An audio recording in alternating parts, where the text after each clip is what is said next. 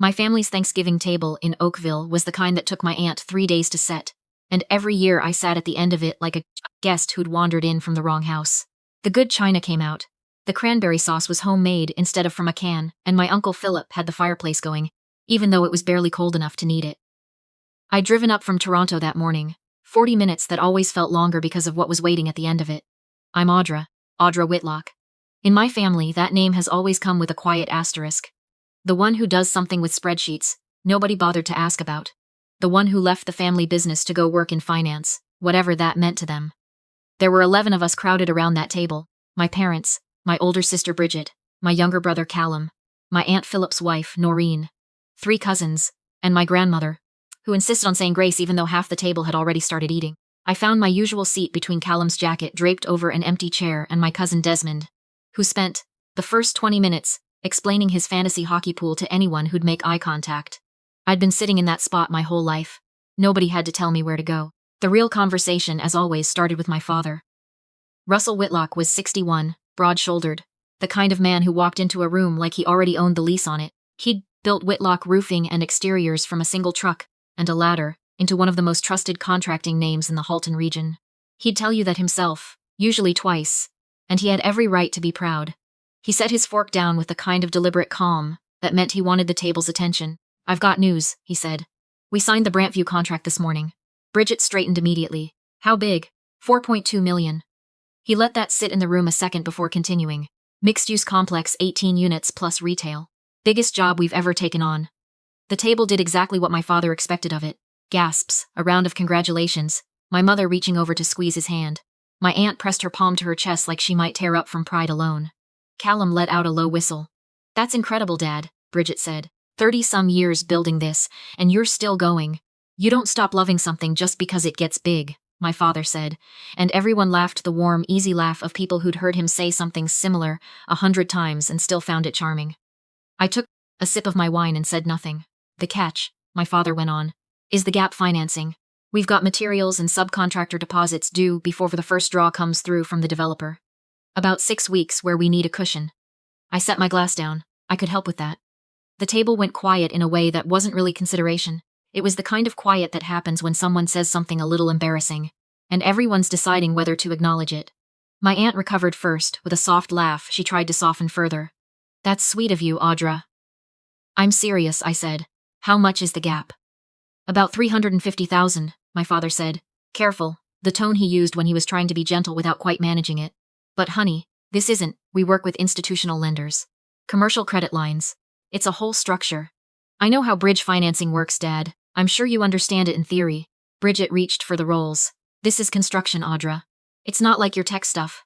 I didn't say it was the same. Callum jumped in, not cruel, just unhelpful in that easy way he always was. "It's not that we don't believe you. It's just 350 grand isn't something you just have lying around, and even if you did, mixing family money into the business gets messy fast." "What Callum means," my aunt said, "is that it's a generous thought, but you'd be in over your head. No offense." I looked at my father. He looked at his plate. "None taken," I said, and I meant it more than they understood. I reached into my coat pocket on the back of my chair and sent a text to Priya Anand, who'd managed my portfolio for almost 7 years and who answered messages at all hours like sleep was optional. 7 words. "Begin the Whitlock Roofing review." You know why. Dinner kept moving around me the way it always did. My father talked more about Brantview. Bridget talked about her role, running the commercial estimating side. Callum talked about a new fleet of trucks he was sourcing. They passed the gravy and told the same stories they told every year, and they were, genuinely, a warm and close family. I was just visiting that warmth from somewhere outside it. Tolerated, liked even, in an abstract way, never quite let in. At some point my father brought up their main lender, a private credit fund that had backed 3 of their last 4 big jobs. He talked about them the way people talk about something they rely on but don't really understand. "They're quiet," he said. "Don't market themselves at all. But they've come through every single time. 4 years running." My phone buzzed against my leg. "Priya, your holding company is in their cap structure on all 3 of the last deals. Ownership between 24 and 38%. They didn't know." I turned the phone face down on my lap. "Sounds like a good partner," I said. "The best," my father agreed. "Some people just know how to build the right relationships."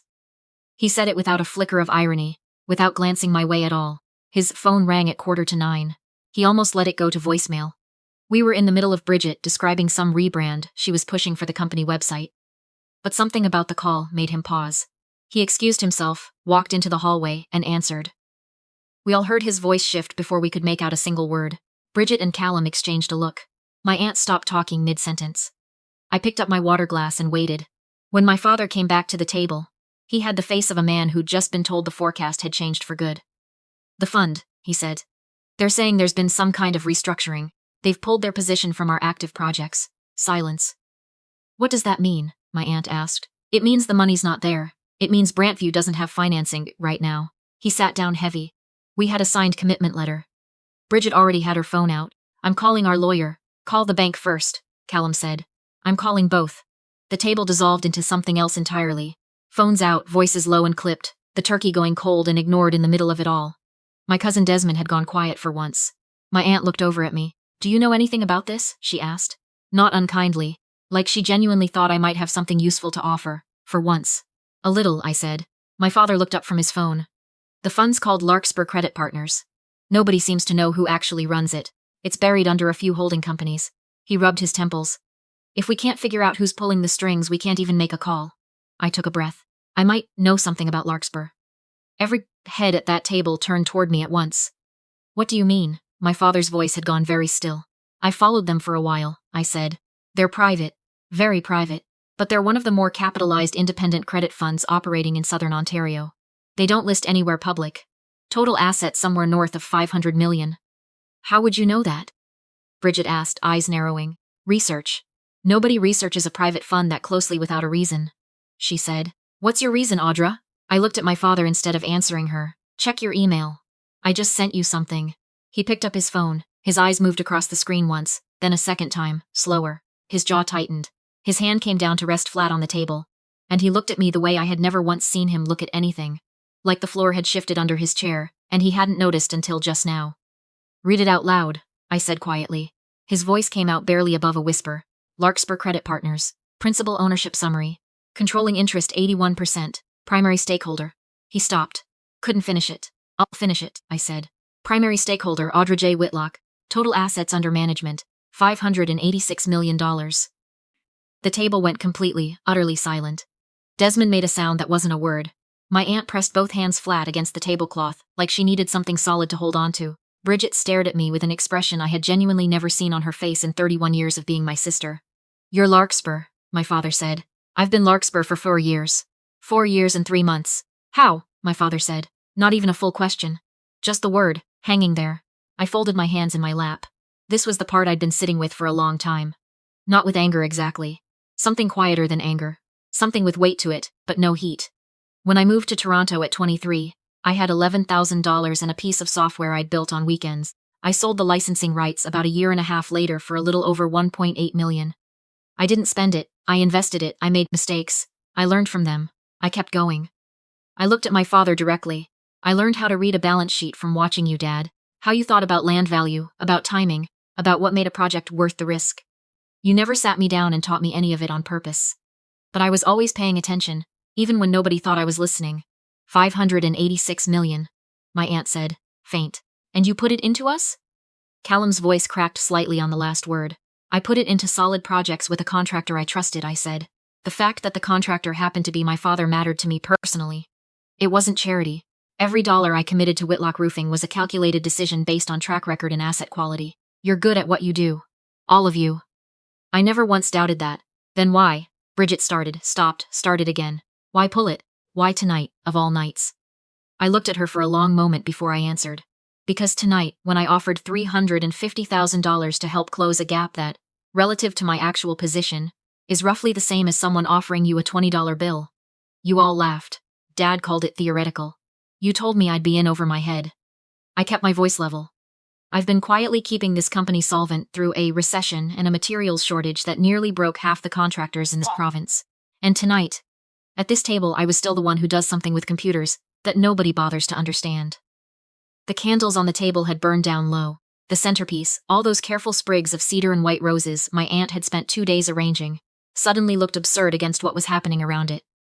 My father put his face in his hands. I'm not doing this out of revenge, I said. I need you to understand that. I'm doing it because something needed to change.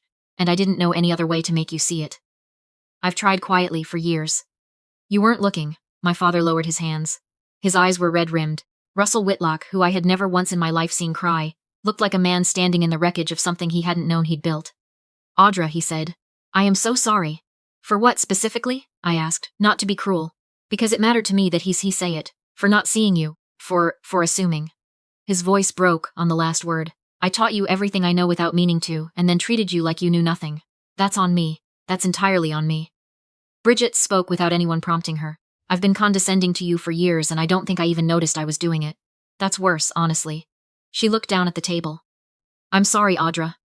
Callum nodded. Same, I'm sorry. My aunt reached across the table and put her hand over mine. She didn't say anything right away. Then, you built something extraordinary and we made you feel like you had to hide it just to be taken seriously at your own family's table. That's not how this is supposed to work. We have to do better. I looked around at all of them. Here's what I want. I said, I'll restore the Larkspur position. Full financing. Brantview goes ahead as planned. But I'm done being invisible. I want a seat in the actual business conversations. Not as some silent backer, as a partner. I want my name on the table the same way Bridget's name is on it, and I want this family to stop deciding who I am before I've had the chance to say it myself. My father came around the table, and stood in front of my chair. You've always had a seat at this table, he said. I just never bothered to pull it out for you. He held out his hand. I shook it. Then I picked up my phone and called Priya. Restore the full Larkspur position on Whitlock Roofing. Plus an additional $12 million draw for the Brantview expansion phase. A pause. Yes, I'm sure. Happy Thanksgiving. I hung up and looked at my family. Actually looked at them. Maybe for the first time in years. The financing will be back in place by Monday morning, I said. Brantview's a good project. I'd have backed it either way. My father let out a laugh, surprised out of him. Real. You would have? You built something worth backing, I said. I just needed you to know it was me doing it. Later, after the dishes were cleared and the candles had gone out, and my cousins had drifted into the living room with the football game. On low, my mother found me out on the back deck. The lake wind cutting through my sweater. She draped a blanket over my shoulders without asking if I wanted one. I always knew you were something else, she said quietly. I just never said it right. You said it as worry, I told her. I think that's just what it looks like when love doesn't know what else to do with itself. She was quiet for a while. I'm going to do better. I mean that. I leaned my head against her shoulder, just for a second, the way I hadn't let myself do in years. I know, Mom. The night over Oakville was cold and clear. The lake dark and endless past the edge of the yard, and somewhere out there, $586 million sat exactly where I'd built it. I'd spent years building an ocean. It turned out I'd just been waiting for the rest of them to learn how to swim in it.